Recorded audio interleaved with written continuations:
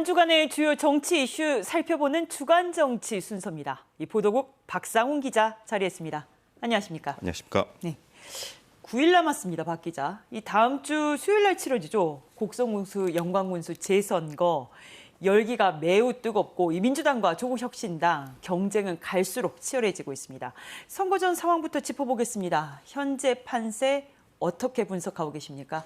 한 달 전에 제가 출연했을 때 선거 판세를 어떻게 예측하느냐는 앵커의 질문에 내일 당장 선거가 치러진다면 조국혁신당이 이기기 쉽지 않은 선거라고 제가 말씀을 드렸습니다. 하지만 한 달 만에 상황이 많이 바뀌었습니다. 지금 조국당의 지지세가 많이 치고 올라오면서 예측 불허의 접전이 벌어지고 있습니다.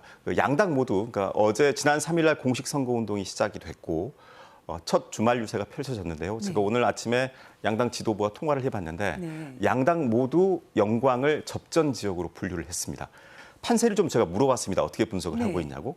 자체 판세는 민주당의 경우에는 영광 지역을 우세긴 우세인데 박빙 우세 지역으로 분류를 했습니다. 박빙 우세. 네. 이기고는 있지만 안심할 수 없는 상황. 이렇게 정리를 할 수 있을 것 같고요.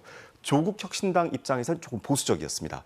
지금 조국혁신당의 지지세가 만만치는 않지만 경합 지역 정도로 분류해요. 초접전 경합 지역.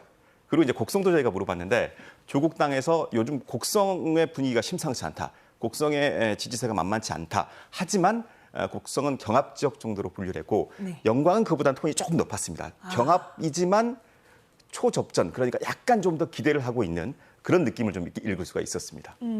박빙 우세건 경합 우세건 영광군수 선거가 지금 전국적으로 주목을 받을 수밖에 없는 상황입니다.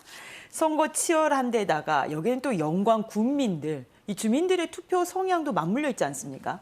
네, 말씀하신 대로 영광 지역 주민들의 투표 성향을 좀 살펴볼 필요가 있습니다. 8번의 지금까지 군수 선거가 있었는데요. 이 8번의 단체장 선거에서 영광 군민들은 3번의 무소속 후보를 선택을 했습니다. 그리고 지난 지방선거에서도 보면 도의원 당선자가 진보당 의원이 도의원에 당선되기도 했습니다. 그래서 인물론의 중심을 두고 투표를 하는 성향을 보여온 것이기 때문에 영광 지역 주민들의 이런 그 투표 성향 이걸 좀 주목해야 될 것 같고요. 지금 현재 영광 선거의 경우에는 민주당과 조국혁신당 이외에 진보당도 유일하게 영광군수 선거에 후보를 내고 지금 치열하게 지금 경쟁을 펼치고 있거든요. 야 3당 모두 정말 사활을 건 승부를 펼치고 있는데 지금까지 표심을 결정하지 못한 부동층의 표심을 누가 잡느냐. 결국 부동층을 누가 투표장으로 끌어오느냐에 따라서 이번 선거의 결과는 달라질 수 있다. 그리고 영광 국민들, 영광 지역의 부동층 표심은 끝까지 이 상황을 지켜볼 것이다. 무소속 단체장을 3번 선택한 이 영광 국민들의 표심은 끝까지 상황을 지켜볼 것이다. 이렇게 보입니다. 그럼 말씀대로라면 부동층의 표심 잡기 경쟁은 더 치열해질 수밖에 없습니다. 이 지점에서의 관전 포인트 정리해 주시자면요. 선거전이 정말 치열해지고 있는데요. 유권자 입장에서 이런 점을 주목해서 보면 이번 선거를 좀 더 유의미하게 볼 수 있겠다. 이런 점들을 좀 짚어드리겠습니다. 선거 결과에 따라서 호남의 맹주, 그러니까 호남 주도권을 누가 쥐느냐가 결정이 될 수가 있습니다. 지금은 뭐 민주당의 텃밭이라고 할 수 있는데 그 민주당의 텃밭에 조국당이 지금 도전장을 내민 것 아니겠습니까? 그런데 지난번 그 총선에서 비례대표 득표율만 가지고 이번 선거를 예단하기는 어렵고 과연 호남 민심이 조국당을 대안 세력으로 일정 부분 인정해 주느냐 안 해주느냐가 이번 선거 결과에 따라서 좌지우지 된다는 것이죠. 그걸 하나 지켜볼 필요가 있고요.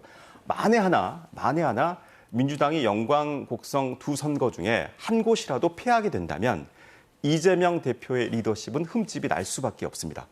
역으로 만약에 조국혁신당이 유의미한 결과를 얻을 수 있다고 한다면 조국혁신당은 호남에서 민주당의 대안 세력으로서 확실한 자리매김을 할 수가 있습니다. 동시에 이제 2년 뒤에 지방선거를 앞두고 지방선거를 준비한 입지자들 입장에서도 보면 민주당 말고도 조국혁신당이라는 선택지를 분명하게 하나 더 그릴 수 있는 그런 선거가 될 수가 있습니다. 그렇다면 아직까지 선택지를 정하지 못한 호남 표심의 고민의 지점을 찝어서 말씀해 주신다면 이것은 무엇일까요? 제가 그 부동층 표심을 말씀을 드렸는데요. 부동층이 고민하고 있는 지점 2가지 경우로 좀 나눠서 설명을 좀 드려야 될 것 같습니다. 그러니까 부동층이 아직 그 표심을 정확하게 결정하지 못하고 있는 이유 중에 첫 번째 하나는 자, 이렇게 생각해 볼 수 있습니다. 민주당의 경고장을 날려야 한다. 지난번 최고위원 선거 과정에서 네. 호남 민심은 호남 민심의 소외감이 많은 언론들에서 제기가 되지 않습니까? 그랬죠. 네. 호남 민심의 서운함. 그렇다면 이런 호남 민심의 서운함을 일정 부분 보여줘야 되지 않겠느냐. 네. 결국 유권자들이 보여줄 수 있는 건 선거에서 표심으로밖에 보여줄 수가 없습니다. 민주당 지도체제, 민주당의 경고장을 일정 부분 날려야 하지 않겠느냐.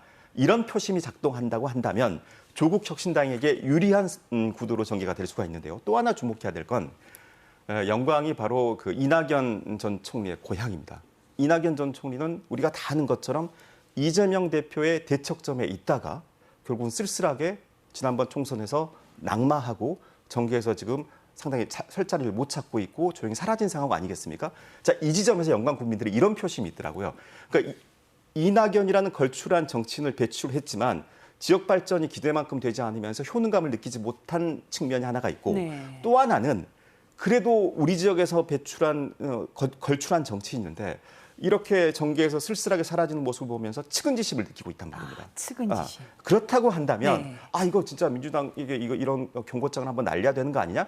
이런 표심이 있을 수가 있습니다. 또 하나는 반면에 어떤 표심이 있을 수 있냐면 지금 오늘부터 국정감사가 시작됐습니다. 네. 사실상 민주당은 윤석열 정권과 전쟁을 벌이고 있습니다. 그러면 이제 영광이나 곡성 군민들 같은 경우에는 지금 이른바 민주당이 정권과 전쟁 중인데 전쟁 중에 장수에 칼을 뺐으면 되겠느냐. 이재명 대표에게 힘을 실어줘야지. 네. 이런 표심이 작동한다면 이번 선거에서 민주당을 지지할 수가 있습니다. 그런데 이 두 가지 상황에서 곡성과 영광의 유권자들이 어떤 선택을 하느냐에 따라서 또 결과는 또 달라질 수 있다고 봅니다. 승패를 떠나서 이번 재선거 결과에 따라 또 이게 몇 %로 득표를 하느냐 이 결과까지 포함을 해서요. 이재명 대표의 리더십에 상당한 흠집이 생길 수도 있다라는 관측도 나오고 있어요. 여기에 따라서 야권 잠룡들의 움직임도 달라질 것이다라는 관측이 나오고 있는데 여기에 대해서는 어떻게 보고 계십니까? 만약 한 곳이라도 민주당이 패한다거나 네. 민주당이 이기더라도 조국 혁신당 입장에서 의미 있는 패배를 한다면, 그러니까 예를 들어서 그 정도의 득표율 차, 의미 있는 패배를 어느 정도로 봐야 될지가 좀 이제 시각의 차이가 있는데 제가 오늘 조국 혁신당 최고위 지도부 몇몇 분하고 통화를 해봤는데 네. 예를 들어서 만약 5% 이내에서 결과가 나오게 된다고 하면 상당히 좀 선전으로 볼 수 있는 분위기가 일정 부분 있다고 얘기를 하더라고요. 그렇다고 한다면 만약에 그런 결과가 나온다고 한다면 지금 다음 달에 이재명 대표에 대한 1심 선고가 재판이 2개가 예정돼 있지 않겠습니까? 네. 이재명 대표의 사법 리스크가 있는 상황에서 이재명 대표의 간판으로 내세운 선거에서 조국 혁신당에게 승리를 거두지 못하고 확실한 우위를 점하지 못했다. 그렇다면 민주당 내에서는 이거 대안을 세워둬야 되는 거 아니야? 대안을 마련해야 되는 거 아니야? 라는 이야기가 흘러나올 수밖에 없습니다. 그러면 그 공간을 기다리고 있는 민주당의 잠룡들이 있습니다. 이른바 신상김 시대라고도 하는데요. 김부겸 전 총리랄지, 네. 김동연 경기지사랄지, 김경수 전 경남지사랄지 이런 분들을 야권의 잠룡, 신삼김으로까지 표현을 하고 있는데요. 그리고 또 장흥이 고향 임종석 전 비서실장까지 이런 분들이 그런 공간이 열리는 때를 기다리고 있습니다.